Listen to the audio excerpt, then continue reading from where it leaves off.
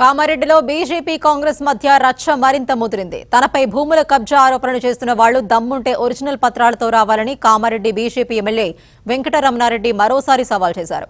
తప్పును రుజువు చేస్తే రాజీనామాకు కట్టుబడి ఉన్నట్లు స్పష్టం చేశారు.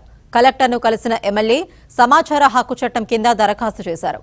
భూముల కబ్జా అక్రమాల విషయం నిగ్గు తేల్చాలని డిమాండ్ చేశారు. మంత్రాలు వస్తే పండ్లు రాలగొడితే మంత్రాలు పోతాయి అంటారు. తప్పుడు మాటలు మాట్లాడితే తంతే పోతాయి అంటారు. అది జరిగే పరిస్థితికే వచ్చింది. నీకు దమ్ముంటే నిజంగానే పద్ధతి గల లీడర్ అయితే నీకు 70 ఏళ్ళు నిజంగా ఉంటే నీవు నిజమే మాట్లాడితే సోమవారం నాడు 10 గంటలకు కలెక్టర్ ఛాంబర్కు పోదాం. నీవు రా, నేను పోతా. కలెక్టర్ గారు ఉంటారు, వారు అందరినీ పిలుస్తాడు, డాక్యుమెంట్లు వెరిఫికేషన్ చేస్తాడు. నిజంగానే అందులో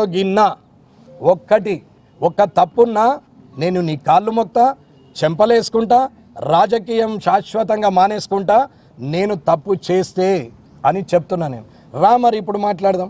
ఇక బయట నీది చూసుకుందాం, నాది చూస్తుంది అనుకో. నువ్వేమి సమరసింహారెడ్డి కాదు, నేనేమి వీరసింహారెడ్డిని కాదు. ఇవన్నీ నడుస్తుందుకు సినిమా కాదు నాయన.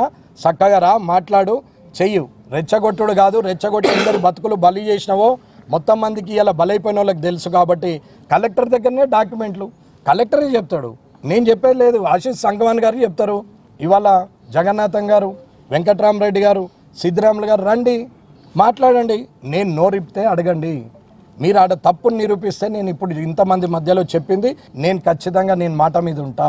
కాబట్టి ముఖ్యమంత్రి రేవంత్ రెడ్డి గారికి మరొకసారి చెప్తున్నా, ఇదే మీ ప్రజాపాలన అయితే నా సమాధానం వేరే విధంగా ఉంటుంది.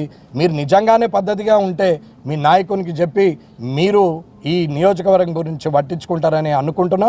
నిజంగానే తప్పుంటే నేను అక్కడనే స్పీకర్కు నీ ముందటనే ముఖ్యమంత్రి ముందటనే స్పీకర్ ఫార్మేట్లో రిసిగ్నేషన్ ఇచ్చేసి కళ్ళు మూసుకొని ముఖ్యమంత్రి కాళ్ళ మీద పడి తప్పైందని చెప్పి నేను వస్తా. లేదు, నాది తప్పు లేదంటే ఇతన్ని ఏం చేస్తావు, ఏ శిక్ష ఇస్తావో ముఖ్యమంత్రి నిర్ణయించుకోవాలా. ఎలా